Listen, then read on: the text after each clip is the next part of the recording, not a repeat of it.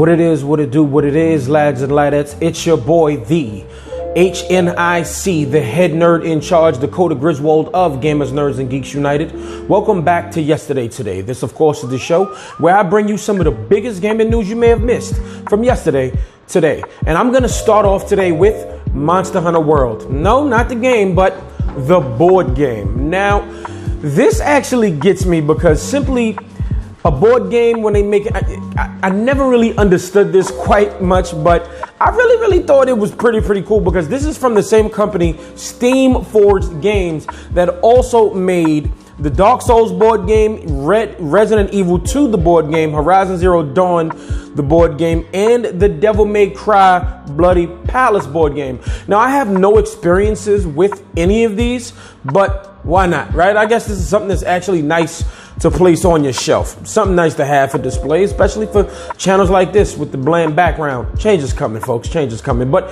anyway, so anybody actually open one of these up and play them? You know, just let me know what it thinks because some of the pieces look absolutely beautiful. So just let me know down in the comments below if you've played any of these, if you've just collected them or anything like that. Now let's move on to the next one. And Yakuza Like a Dragon officially comes out November 13th. And of course, it's going to be on Game Pass. And well, I saw this weird, funny trailer for it yesterday, and I thought it was pretty funny. The game looks cool. It's turn-based, but given the fact that it's on Game Pass, maybe I'll give it a try. I've never played any Yakuza games. But honestly, what it appears to me is that, and I've never played any Yakuza games, and I might be just talking out of it, but I don't think any of them are dubbed over. They're only subbed, to my knowledge, unless some of the later ones actually changed that. But in this trailer, it appeared to be in English completely. So they actually spent time and actually did that. So I do feel like maybe in some of the earlier Yakuza games, it wasn't dubbed, it was only subbed. But let me know, correct me down in the comments below. It's all good. That's what it's there for, right?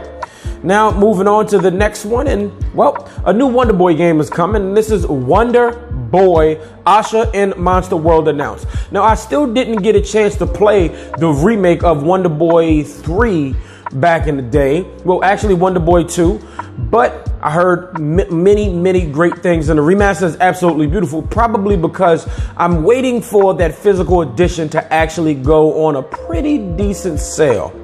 It's $29.99, but I'm cheap. So if I can get a $15 sale, maybe a little less, I'll definitely cop it because I'll cop almost anything physical on a Nintendo Switch because it just looks good. It just looks good to have one. But I've copped a lot of things and stuff that I still haven't even opened, but I'm actually still very interested. This game has been on sale digitally quite a few times, but yeah, I still want to get to it. And here we go. We have a sequel coming out sometime next year. And I think I want to jump on it and see what this world is all about. I actually think it's a very beautiful hand-drawn art style game, but I'm definitely willing to jump into that world. Now, let's jump into the Marvel Avengers launch trailer. The game officially launches next Friday. And yeah, I still think the game looks pretty decent. I haven't played it and I haven't touched the beta or anything like that, but I'm hearing mixed things. Some people say it's bad, some people saying it's okay. This is a games as a service game, and I expect games as a service like stuff. I expect it to just be okay or whatever at launch, and then maybe over a year, it's phenomenal, it's great, it's the must-have game because of all of the rosters and stuff like that.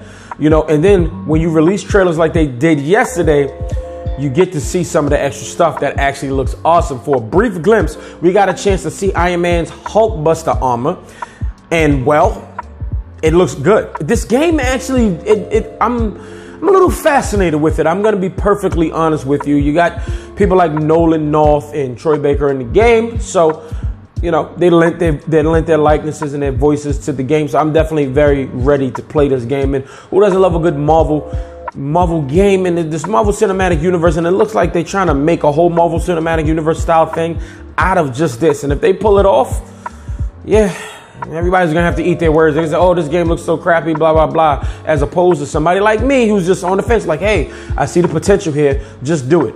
But then again, could also end up like Anthem. Moving on to the next story. PS5, right? A new patent basically came out and it said in the future it might actually be able to recognize the people holding the controller. say you live in a 4-person household, right? And all 4 of those people play the PS5. Won't be happening in my house, and that's just straight cheese. I'm gonna be honest with you. No one is gonna touch my PS5. But anyway, hypothetically, let's just say 4 people play your PS5. Just think about this. The way you pick up the controller and hold it, and the way it gets held, and the height that it gets held, you basically, it can just tell what person it is. I don't know if I feel safe about that. I just want to be perfectly honest with you about that. I don't want my machines recognizing me in most ways, but as I would say this, as I'm recording this on my phone with dozens and dozens of mics and cameras and stuff like that on all of our devices too, but I don't want anybody having an extra a go ahead on me. I don't know how I feel about that. It sounds cool, but I don't know if I feel safe about that. What do you think about that? Let me know down in the comments below. All right, lads and ladettes, put your bibs on, get your fork and knife ready. Let's get into the real meat and potatoes, what you came for, the real bit of the news here. And we are going to get back into Apple versus Epic and the pettiness that's going on between them right now. It's getting like some he said, she said type stuff, like, oh, well, you doing this. Oh, nope, but they doing this petty stuff. Well, this kind of stuff tends to happen between corporations sometimes, and where I feel like behind the scenes, they're not beefing as they are, maybe as they seem publicly, but they're doing what they got to do to, make themselves look good on a public front. So, but basically, Epic is basically saying like, yo, they're talking about us and our deals and what we want to do here, but it's just like, yo, we kind of said, basically Tim Sweeney, he basically put out a tweet talking about the fact that he said they're forgetting about details. They're not even including details in something that we said. Tim Sweeney tweeted out and said, Apple's statement is misleading. You can read my email in Apple's filing, which is publicly available. I specifically said in Epic's request to the Apple execs, we hope that Apple will also make these options equally available to all iOS developers. Not just specifically anybody else. They wanted everybody to have it. But then basically Apple is now trying to block Fortnite because Epic is basically trying to go to the court and use a temporary restraining order so they can kind of sneak their way back onto the App Store. And Apple is just like, nah, let's go to the court and be like, yo, let's get them off of there. They don't need to be doing that. This is crazy. And what I really feel like might come out through the end, they might come to a really, really good agreement to where everybody really benefits. And I'm not just talking about how maybe an exclusive deal, maybe it's not just that. Maybe somehow they benefit from a streaming service, they partner something. I really think that with all of the press that's going on right now for them, and everybody knows what's going on, they'll probably find a way to work together and make some big monstrous project just work. And I think that'd be fire. I don't want nobody, going out of business and that's not going to happen here, but I don't want any crazy lawsuit. Let's just settle this. You know what I'm saying? This has still been an interesting story to report on and to watch unfold. But let's move on to something even better. Cyberpunk 2077, right? I'm not even sure. It's probably my first, I want to say, most anticipated game of the year, next to Last of Us, maybe. I'm not even sure. I love Last of Us. Cyberpunk 2077, though, I'm not sure if my body is ready. I feel like I've been preparing it, focusing on the games that I have been playing and enjoying, especially with Ghost of Tsushima. I am now in Act 3. I know I told you it would take me all of August to finish the game.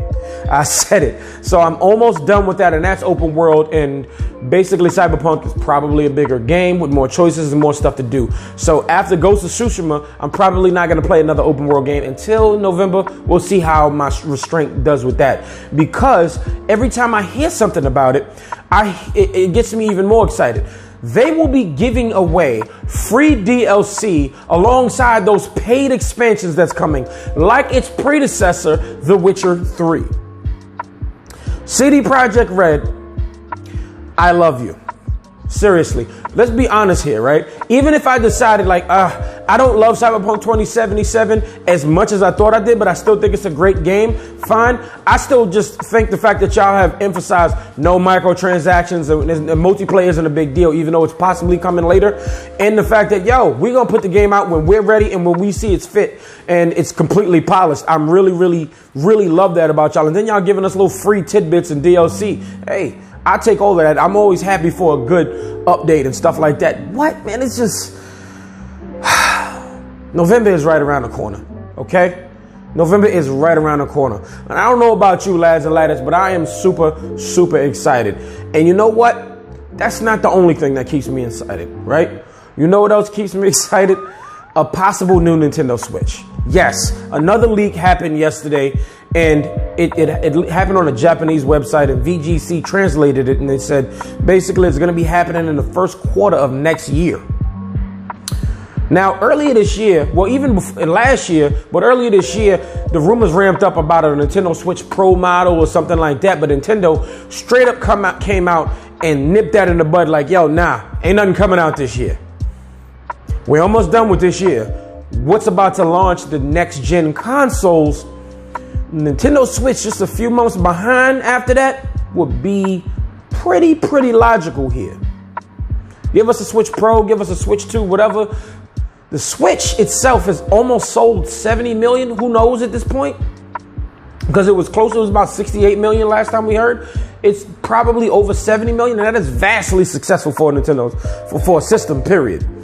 I do think it's going to get to the 100 million mark. But if you give us the Switch 2 or Switch Pro and release it at $400, not everybody's going to want to jump on it. But once they hear about it's powerful, like, nah, but these games work on my base Nintendo Switch or my Switch Lite. Cool. It's going to be Nintendo. It's going to be basically a PlayStation 4 Pro versus a PlayStation 4 base model, or Xbox One or Xbox S versus the Xbox X model. Jeez, the acronyms mixed with the word. It's too much.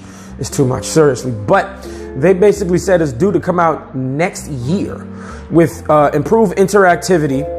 And this is a pro-like update with more powerful internals.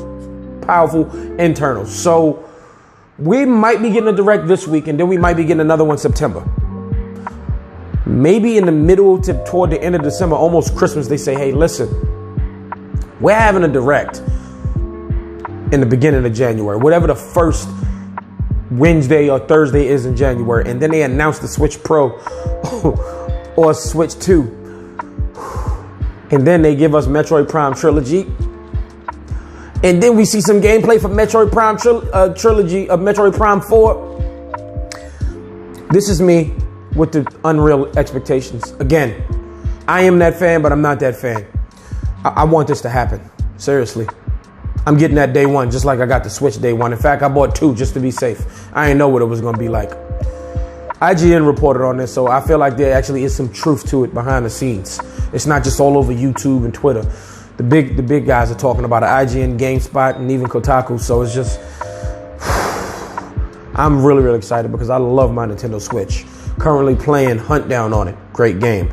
Lads and laddas, thank you so much for watching. Go ahead and hit this like and tell me all about everything, what you think about this. A possible new Nintendo system next year.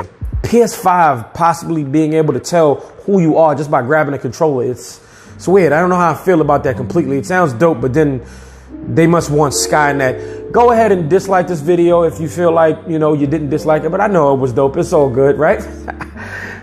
Go ahead and subscribe if you haven't, and if you're new here, go ahead and scroll all the way up to all so you know when your boy is posting, and share this everywhere possible. Thank you so much for watching once again, and this video is finito.